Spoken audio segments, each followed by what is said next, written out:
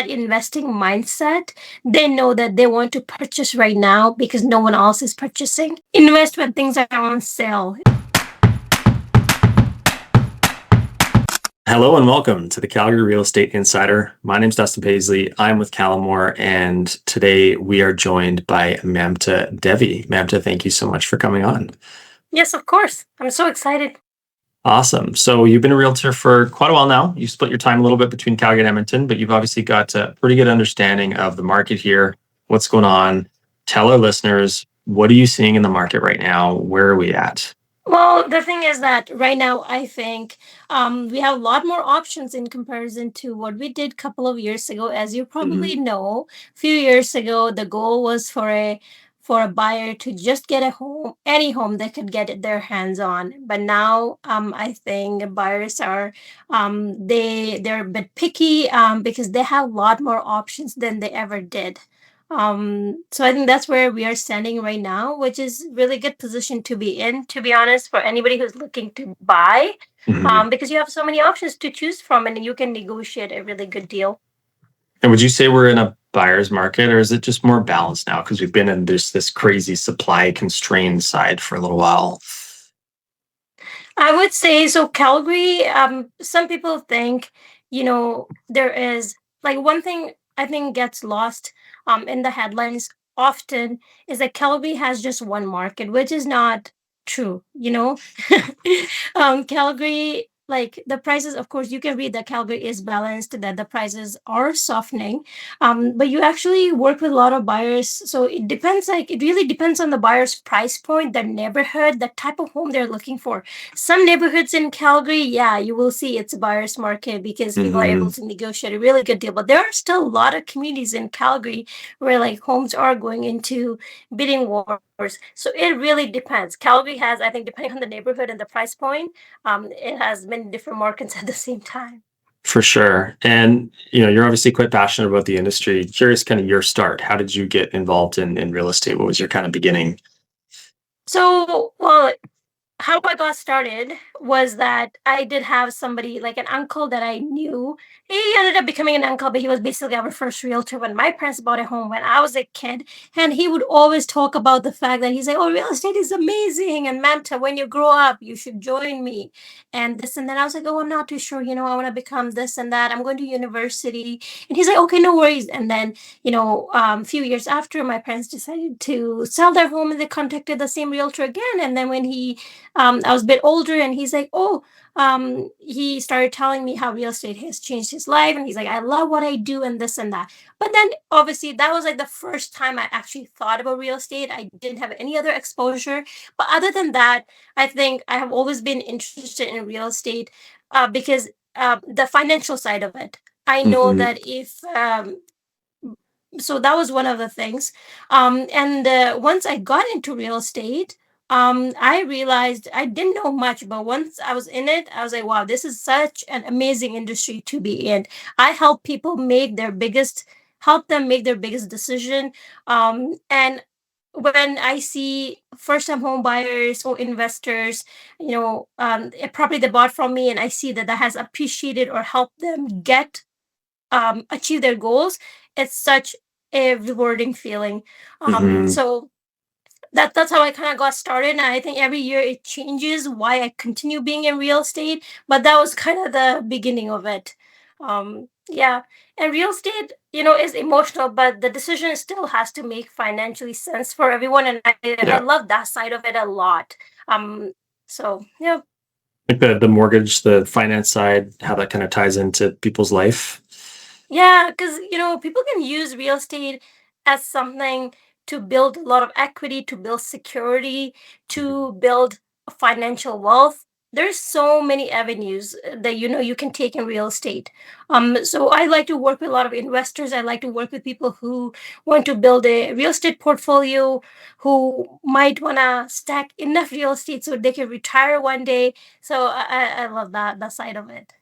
But let's kind of dive into that side. I mean, I real estate, there's two paths, right? There's the homeowners, there's the first-time buyers, and then there's also a pretty large investment side, right? Where you mentioned that a lot of people can use real estate as a way to really build wealth and in many cases use it as sort of their retirement plan. So Talk to me a little bit about what the investment side looks like, and specifically in Calgary right now for investors. What are they looking for? What are they seeing? I know land cost is super high, so oftentimes the redevelopment, like your performer, doesn't really make sense. So, are you working with a lot of investors who are just looking to buy and hold, or build? Like, what does that kind of look like? I would say things have changed a bit now when it comes to investors and buyers. I think the opportunity right now comes with being selective. We are in very different market, where people feel like um, they don't have to feel like they have to buy right now. I have a lot of people that think that they're gonna be a better time in the future. Um, but so investors, the people who have been investing a very long time and have that investing mindset, they know that they want to purchase right now because no one else is purchasing. And that is it. That could be anything. That could be in real estate or anything else where you want to invest. Invest when things are on sale. That's basically how it is right now, because the same thing that was being sold for 100,000 more 2 years ago is now is on sale. So investors, people have that mindset, they're still buying, but buyers who are first time home buyers, they're scared because they saw that market and now they're seeing this market and they think it could possibly go more even lower, which no Mm. one knows. No one can predict tomorrow. But I still have a lot of investors that are still investing, and I think that's amazing. I'm the same way. I like to invest when no one else is investing because I see the potential in Calgary and real estate. And So so, for someone who's just starting down that investment path, what does that first purchase look like? Like, talk me through kind of some of the strategies that people use. I know some is you take the home equity line of credit on your currents, you use the equity you have built up, use that to buy forward. What are some of the strategies that you're advising or that you're seeing from some of your investors?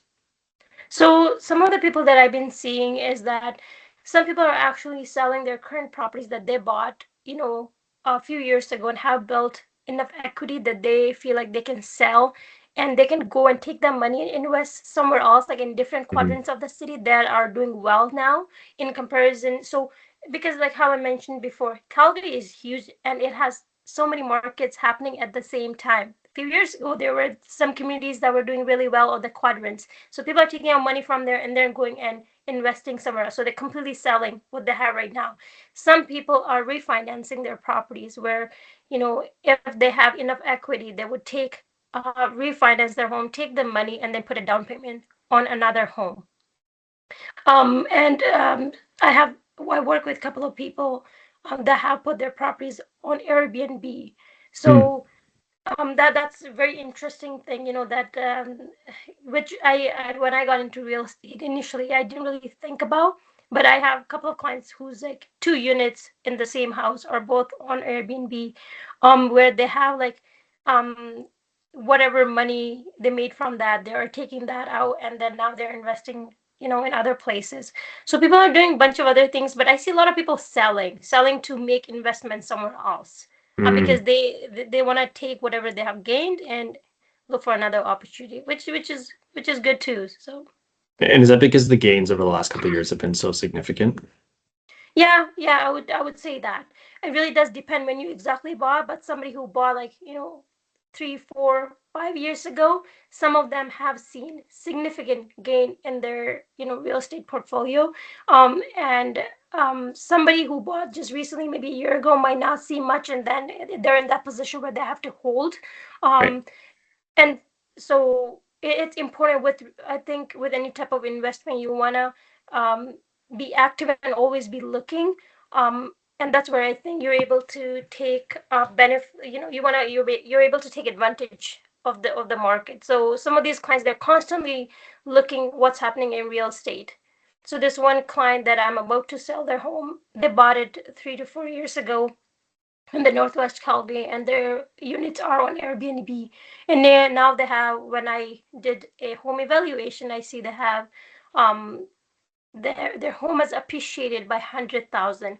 So they're thinking whatever down payment they put and the appreciation, they're gonna take it out. They're gonna completely sell the home, and they're gonna go in a different quadrant of the Mm. city and gonna purchase a home. They feel like for that money they can get an amazing deal, Right. and they're like, "There's nothing wrong. I in 4 years I made 100,000, so why not?" go somewhere else where I think that market could appreciate in the future.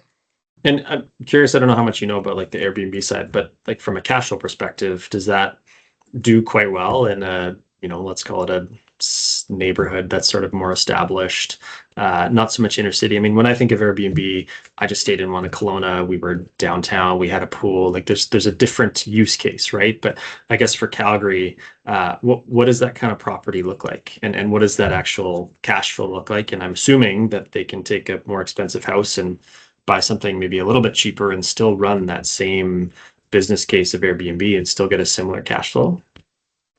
Yeah, so it does depend, of course, where the Airbnb is located, where in the city, or where in Alberta, right?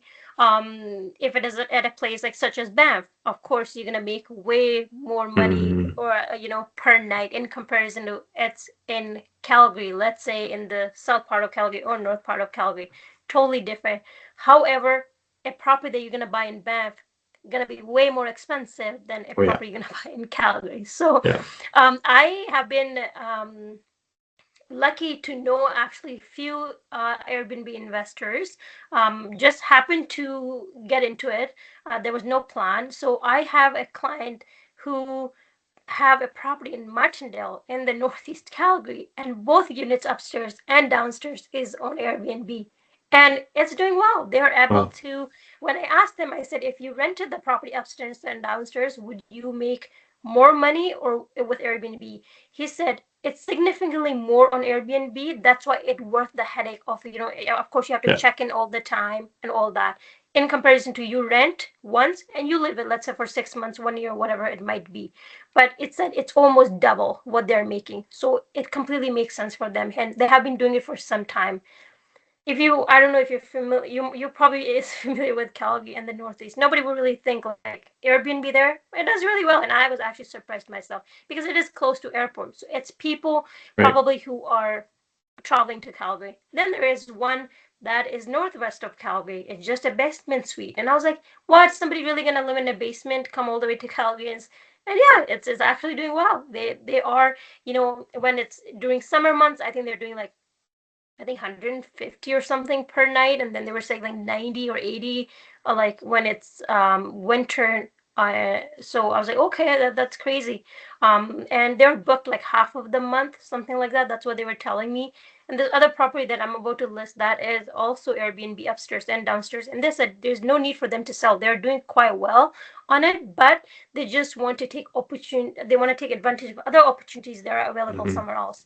And other one that I have that I recently actually helped a client buy a home in Cochrane, and they ended up. I just went for their housewarming party, and I thought they'll live there because I helped them. This is their first home, and they're like, no, we actually. I decided to go and live in an RV so I could put my house on Airbnb because I just did it. She said I had somebody who wanted to stay here, family friend. They loved it, and that gave me the idea. Why don't I just put it on Airbnb and I'll just go live in an RV for now? And I was like, and she's like, it's doing really well. She's like, I was so surprised, but her goal was to live there, Yeah. and Yeah. so and Cochrane, I never really thought of that, but of course it's close to mountains. The view is amazing from there, and so pretty amazing how in all quadrants, all over the city, Hmm. outside the city, Airbnb can work. However, obviously the price point where you put it at per night will depend. Yeah, of course. And do you see that having any impact on the entirety of the market, or is that just such a small portion? I know in some, let's call it destination cities, Airbnb's had a huge impact on the market, but do you see that having a big impact in Calgary? Like in what ways would you say? In terms of changing any of the market dynamics? Like my assumption is that there's probably not enough people coming to Calgary that's going to drive home prices up as it relates to someone coming in and investing in a property. But I'm just curious if you've seen that kind of gaining momentum. Not really, to be honest. I don't think so. When it comes to Airbnb, I think there's just in Calgary we have, in comparison to before, we just have so much more housing available, and in Hmm. all different type of homes, condos. I think I have seen way more basements being built in last 2 years than ever. Yeah. And also because the city was giving an incentive on basements, which I have not seen. I've lived in Calgary for a very long time and I Hmm. never seen that incentive before. And even where I live, I you can always check online where how many basements are in this community. In the lane I live, actually every single home has a basement suite. So you can see like it's always about I like to look at it as supply and demand. Yeah. There's just way more supply now Yeah. than we ever had. Yeah. Um And interesting too. I mean, I think a lot of times the built form and how we're building our communities and our neighborhoods and our homes, in fact, kind of live and die by the finance and the financial terms in which it gets. So I see the basement suites as being a mortgage helper, and so the bank will yeah. approve you for more to be able to do Hmm. that. No, not dissimilar to a lot of the development we're seeing in the city right now in terms of new construction on a rental basis, because CMHC has such an incredible housing program to provide rentals to the city, right? Just as a way to try and get the housing supply up and try and get rental prices down. And so with the basement suites, I mean, for you, in terms of all of your buyers right now or clients that you're working with, do you work with a lot of new construction where that kind of new basement suite is an option, or is a lot of it kind of based on the resale market? I would say it's both. First-time home buyers are going to buy a brand new home because there is the GST rebate. That Right. might, that has been very helpful for first-time home buyers. Mhm. So they're leaning towards that, and I think anybody who's it's their second or third home, they're leaning more towards resale home. That's how I have seen recently. But I know you're in building homes, so you might know more, but that's what I have seen as from realtor's perspective. Yeah, I mean, certainly this is our first for sale project that we're building. We've done a lot of rentals at Callamore and our kind of development side. To me, I find it absolutely fascinating seeing the different market dynamics in the city and how one community can have 2 days on market, multiple offers, sell over Mhm. asking, and then you have another community where you've got product that's built, empty, waiting, discounted, and it can be on the market for quite a long time. Obviously there's some pockets where you have a bit of a supply glut, but I'm curious for you in the new town and the new home buyers, what's the product type they're going after? I mean, when I grew up in Calgary, you've been here a long time, that kind of starter home, the single family was achievable, right? Out of university, Mhm. first time job, starting a family, you kind of go for that first home. The single family was achievable, but it seems like that's kind of getting farther and farther away. And so we've certainly noticed, as we sell townhomes, that it's a lot of new first time home buyers. But I'm curious Yeah. from your perspective, that first time home buyer, like what is that product type that they're going after? I think the type of product a lot of new home buyers are going after, I would say it is anywhere between townhouses to duplexes to land homes. These are the things they go after. Most of my buyers that are, it's just them, they're single, then they're going for townhouses. If they have Mhm. a family, they are going for a detached home with a garage in the backyard. So that has been now the starting home this year because the housing has become a bit more affordable Right. in comparison to 2 to 3 years. That was condo was a starter home. I remember Mhm. people could only qualify for in condo, and you probably saw it for yourself how condo Mhm. prices had gone up so much in comparison to what you look at now. So I have a few clients that went for townhouses recently, some for detached home. I think they're achievable, both of them, depending on how long you have been planning on purchasing, how much down payment, all that stuff. Yeah. Um, yeah. And one thing you mentioned is what they're qualified for, right? And I find oftentimes that's the biggest barrier that some people will face, particularly as a new first time home buyer. There's what you Mhm. qualify for, and then truly what you can afford. And I had a mortgage broker on the podcast, and I really liked her statement, which is, can you live the payment, right? So looking at your budget, trying to there's what you're approved for, and then there's what let's live your Mhm. budget and figure out, oh, you still want to travel in the summer or maybe go south in the winter, figure out how that matches up. And so Are you seeing that right now, just based on home prices being a little bit higher, that people are having to kind of stretch those budgets a little bit to be able to afford to purchase? And no, I No. wouldn't say that. Like people used to do that because there was like the FOMO, fear of missing out. Yeah. People were just wanting to get into a property no matter what. If that meant they had to borrow money from someone, whatever it took. But now I feel like buyers are looking at their mortgage payments, taxes, utilities, condo fees, insurance, everything that Yeah. comes with owning a property. Yeah. Not just, not just the price of the home. That's something that I have seen now change from before.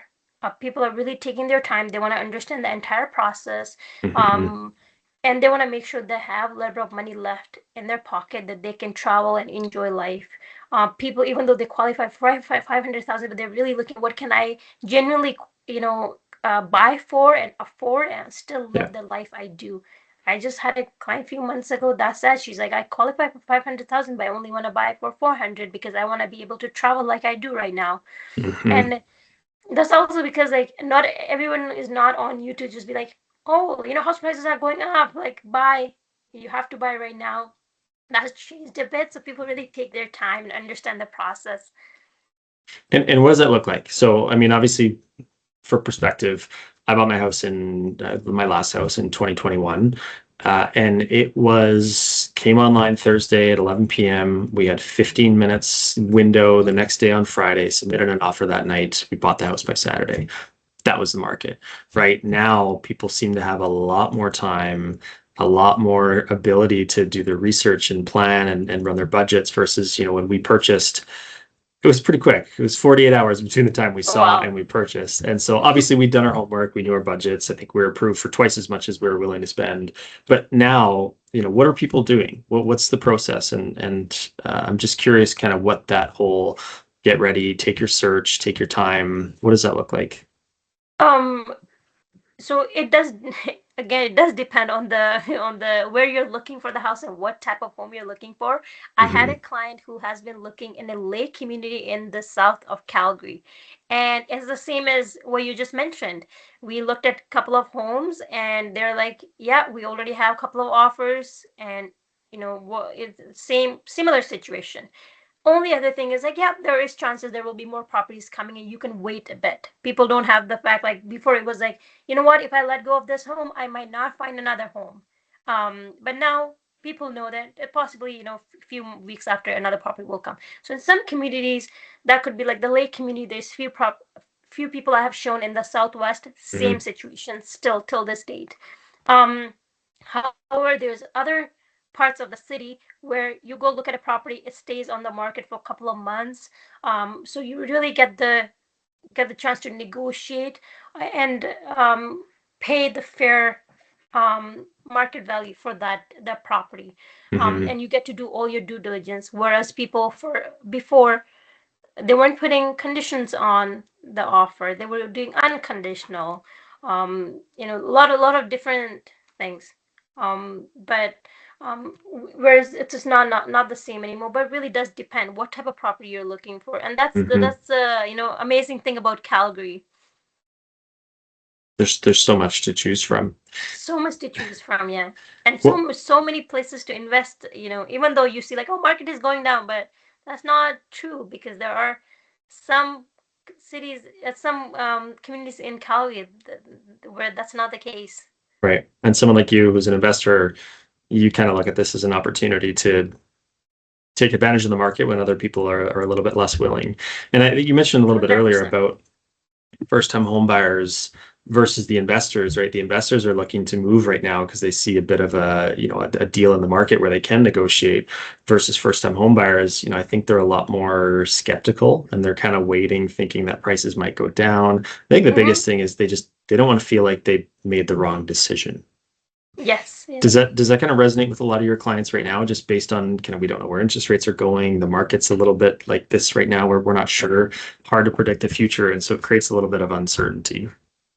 Yeah, I think so, especially with the first time home buyers who haven't owned a home before.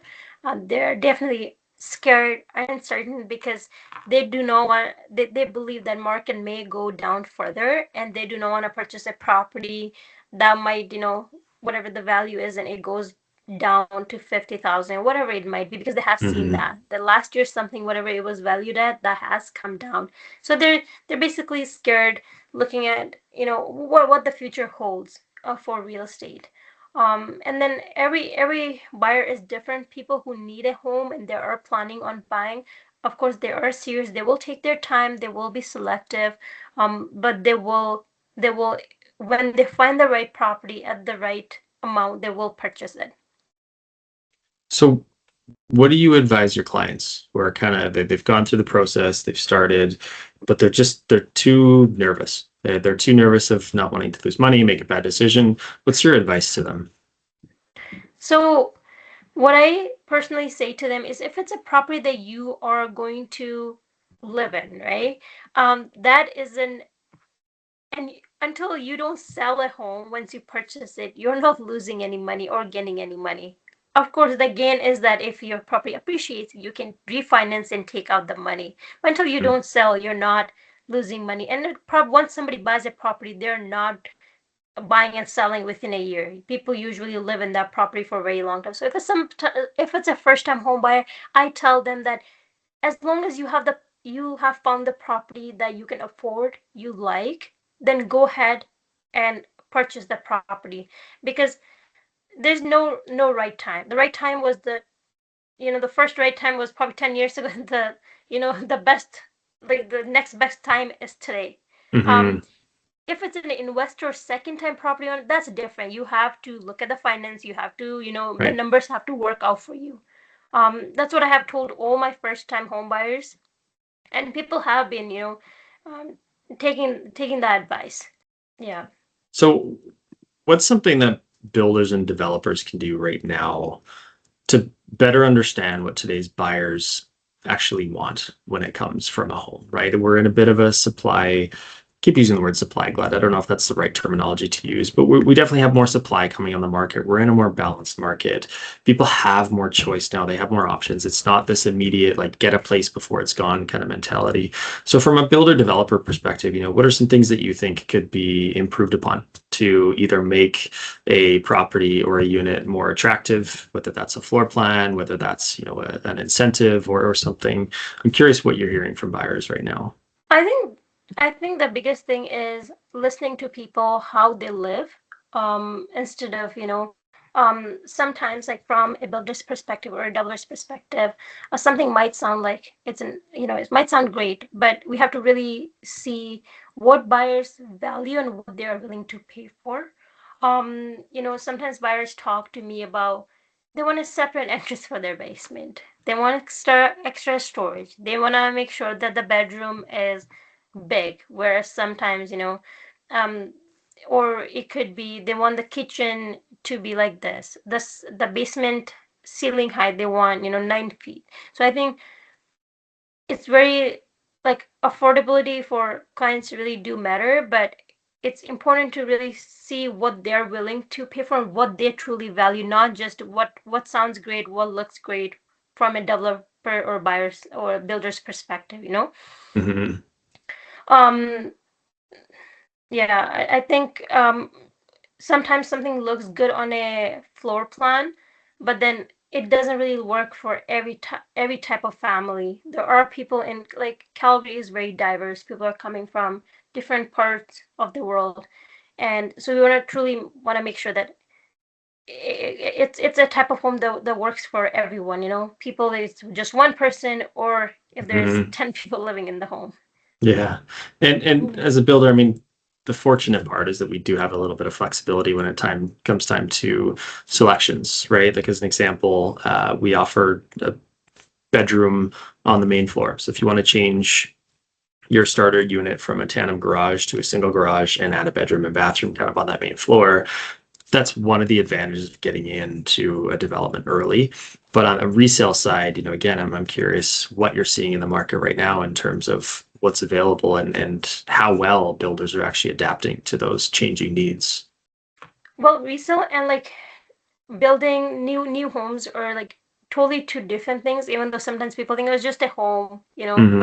it's totally different, right? A new home is in a new community that, usually the community is not fully built yet, unless you're buying at the end of a phase. Yeah. Whereas like a resale home is in a developed community. Both things are great. I don't think you can pick one over the other. It really depends on what a buyer is specifically looking for. Hmm. Um, I think both sides for new homes and resale, there is a lot of options available, but I think there's more options probably available on the builder side. Hmm. Um, yeah, I don't know if one is affecting the other. The only thing is that I think more first-time home buyers are leaning towards new homes in comparison to resale. For new builds, sometimes the price point can look great in the beginning, but once they fully build the home with all the upgrades and selections, the price point can look different, but Yeah. a buyer might look just the starting point for the new homes and compare it to a resales price. So Right. yeah. Now, I know that you've been in the industry for a little while. You've been in Calgary for a while. But one thing that I've noticed as a bit of a trend and seems a lot more common now, which I don't believe was the case in the past, is the participation of realtors and builders. So in the past, it was typically builders sold directly to clients. There was no realtor involvement. It was a one-to-one relationship versus now, I think we're seeing a lot more common, which is that the builders are working with the realtors and their buyer. And so it's more of a collaborative relationship than it was in the past. And, a lot of builders are offering full commission to realtors on any clients they bring in, which we also do just by nature of this is kind of how it works now. But I'm curious if that's something that you've seen too, and how for any new buyers that you have that are going through that new home process, kind of what that process looks for you. Yeah, I mean, it's I've always worked with builders since I started my real estate career here. I think maybe 40% of my clients have bought, maybe not 40%, maybe like let's say 30% of my clients have bought new built the entire time I've been a realtor. Hmm. And the relationship always has been amazing. It's great to work with them because they know their product really well and they can explain that product to my clients, Hmm. and instead of me having to explain the product, because when we go in a resale home, I know what's in front of me, but I don't know how it was exactly built. Whereas when you go in new homes, the person who works there, they know their Hmm. product really, really well, and they take it upon themselves to present that to my client, and um, so my client can make a decision, um, fully educated about what they're getting into. Yeah, and to have you as the representative, you're kind of the trusted guide to help them along through the journey because, I know that it is overwhelming. That was our first starter home, was a townhome that we purchased and we bought directly from a builder, brand new, and it was definitely a daunting process when it's the very first time and there's a lot of decisions to make Yes. and a lot of challenges throughout the process. And so having someone who is their, trusted representative to kind of meet in the middle with the builder, I think Mhm. is fantastic. Yeah, no, for sure. And building with a builder is not just one appointment and it's done. It's actually a long process. Hmm. There's several meetings. You have to do multiple walkthroughs of the home. So you really get to experience Yeah. how your home is built, which is amazing. And every little thing that goes into your home. So having a realtor by your side, that can guide you through every little thing, including, what type of towels you should have in your washroom, or what kind of appliances, every little Hmm. thing. Um, so um, because I realized for many of the clients, they never even thought about that. They were like, oh, I was like, oh, when you choose the backsplash, we're gonna choose the grout that goes in between, and they're like, there's 100 different colors. They're like, what? You have to pick that? I thought that's just one color that comes.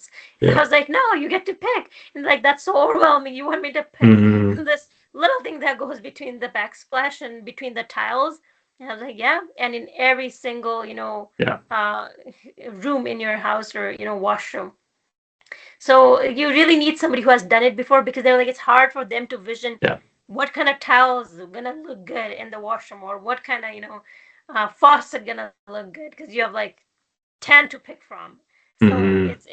it's very, very important when you're building a home from scratch that you have somebody in your corner that can guide you and be transparent and actually tell you what's worth the money and what not worth the money, because Yeah. sometimes something looks good but it actually doesn't really increase the price of your home. Right. Doesn't really add the value versus like something like Hmm. appliances can certainly pay from a usability. It's nicer, but also that, can sometimes typically differentiate when you go to sell. Okay. Exactly. I have two last questions. First one, Sure. I'm going to ask you to take out your crystal ball and give me a prediction on what's happening in the market. Where are we going? What does the next 6, 12 months look like? What's your kind of what's your educated guess?